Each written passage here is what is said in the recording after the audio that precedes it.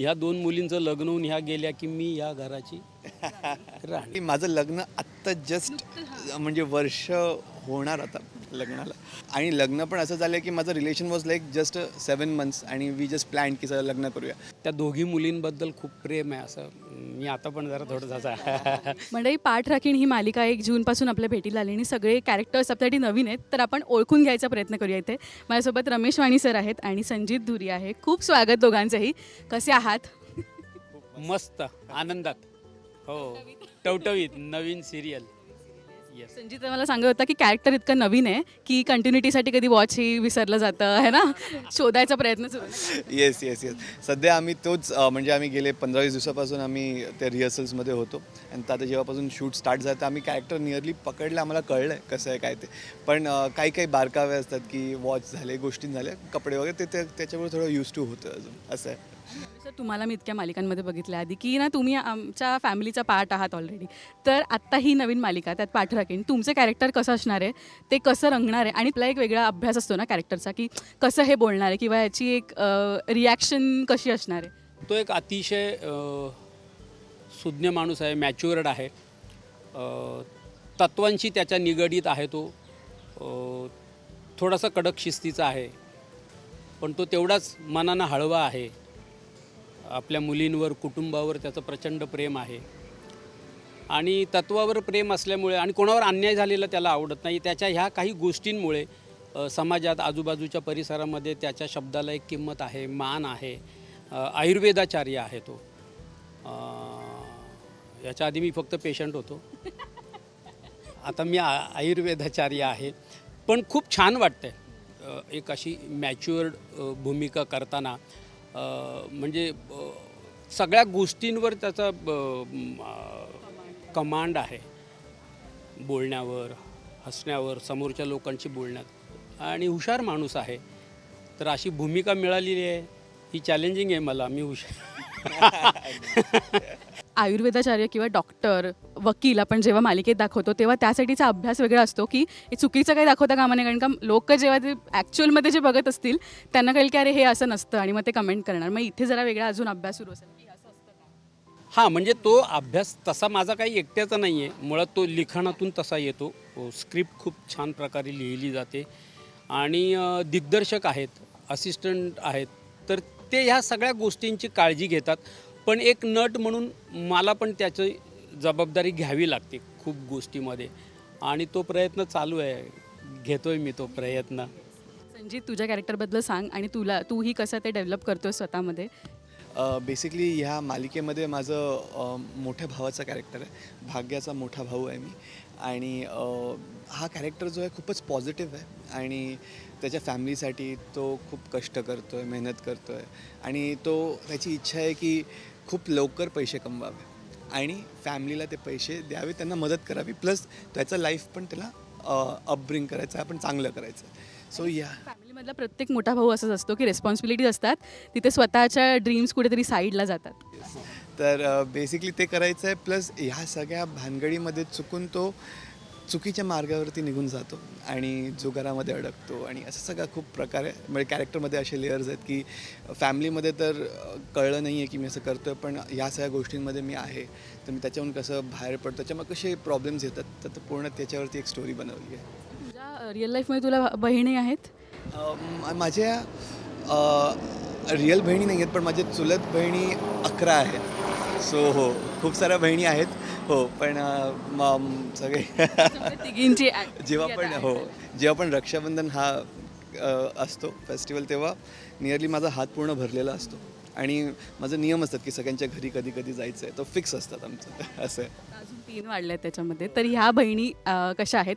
तो एक ice breaker point असतो ना की पहिल्यांदा आपण सगळं एक मास्टर युनिट लागलं आहे, सगळे कलाकार आहेत आणि पहिल्यांदा आपण जेव्हा इंटरॅक्ट करतो तो आईस ब्रेकिंग पॉईंट लागतो आहे की आवडी सेम असतात किंवा काय बोलतात त्याला की मूवीच्याबद्दल किंवा काय डिस्कशन झालं, तो आईस ब्रेकर पॉईंट.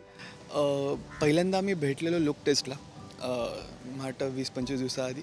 तर जेव्हा भाग्या प्राजू दोघंही भेटलेले, तेव्हा इट वॉज लाईक की आम्ही नॉर्मली प्रत्येक गोष्टीवरती बोलत होतो. तेव्हा कळलं की नियरली थोडी आवडी वगैरे सेम आहे. तर बोलता नंतर आमचं एक जेलअप झालं. इवन शुभंकर जो आहे इवन ते सगळ्यांबरोबर आम्ही एक चांगलं जेलअप झालं आणि चांगलं मैत्री झाली आणि तिथून वी हॅव गॉन ऑन आणि चांगलं होतं आता गोष्टी.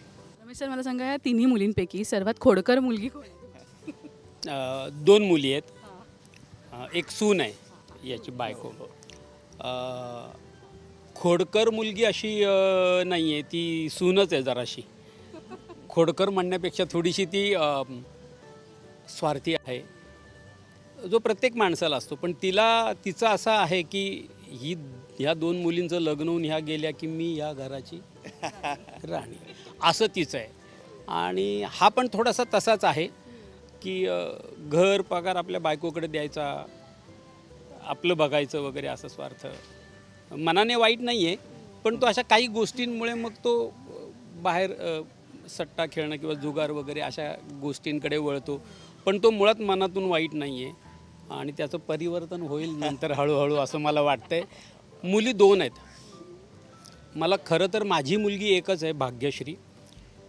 पण माझी मोठी बहीण आणि तिचे मिस्टर माझे मेवणे असे आकस्मित त्यांचं निधन होतं.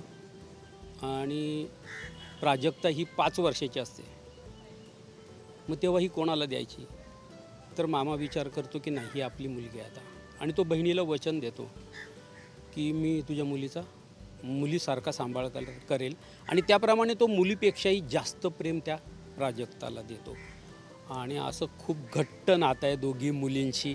आणि दुसरी मुलगी माझी मुलगी असल्यामुळे मला ती प्रिय आहे. पण ती आणखीन याच्यामुळे प्रिय आहे की ती घरातल्या सगळ्यांपेक्षा सगळ्यात जास्त प्रेम प्राजक्तावर करते. त्यामुळे त्या दोघी मुलींबद्दल खूप प्रेम आहे. असं मी आता पण जरा थोडंसं हो, पण मस्त आहे, फार छान आहे, कथा छान आहे, लोकांना बघायला आवडेल, खूप आवडेल बघायला. आणि रिअल लाईफमध्ये तुम्हाला भाच्या आहेत? भाच्या आहेत. मला रिअल लाईफमध्ये बहीण नाही आहे सख्खी. माझ्यापेक्षा मोठी होती. ती काही कारणाने वारली. म्हणजे मला तिने खेळवलं वगैरे होतं असं आई बाबा सांगतात. पण ती वारली काही वर्षांमध्येच आणि मला आठवत नाही ती. पण मला सख्खी बहीण नसल्यामुळे माझ्या सगळ्यात चुलत बहिणी ज्या आहेत, मला पण 17 बहिणी आहेत. त्या 17 बहिणी माझ्या भाच्या ह्या सगळ्या माझ्यावर इतकं प्रेम करतात की खरं तर त्या माझ्या पाठराखीण आहेत असं म्हणायला काही हरकत नाही. कारण बहीण नसल्यावर त्या सगळ्यांवर जबाबदारी पडते ना. मग इतकं की त्यांच्या मुलांच्या लग्नामध्ये, भाचीच्या लग्नामध्ये मामा म्हणून मी सख्खा मामा बाजूला ठेवून मला उभं केलेलं आहे. तर असं आहे.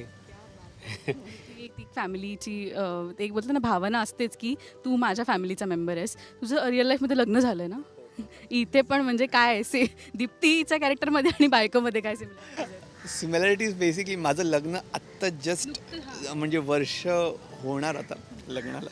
तर मी अजून एक्सप्लोअर करतो आहे की फॅमिली मॅरेज लाईफ कशी असते. तर आणि लग्न पण असं झालं की माझं relation was like just 7 months आणि वी जस्ट प्लॅन की सगळं लग्न करूया.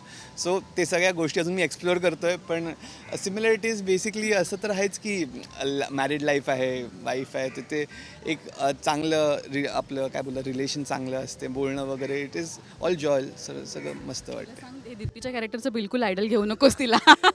ते सिमिलॅरिटी नाही आहे, चुकून पण नाही आहे. ती पण सांगेल ना, कौस्तुभसारखं वागू नकोस तू पण रिअल लाईफमध्ये. सीन लागला, तुम्हाला बोलवत आहेत. सो थँक्यू सो मच बोलल्याबद्दल आणि खूप शुभेच्छा. मच राष्ट्रीय मराठी आणि तुम्ही आलात, मुलाखत घेतली. आमच्या सिरियलला तुमच्यामुळे आणखीन लोकांपर्यंत पोहोचायला खूप मदत होते. Thank you very much. All the best. Thank you so much. Thank you.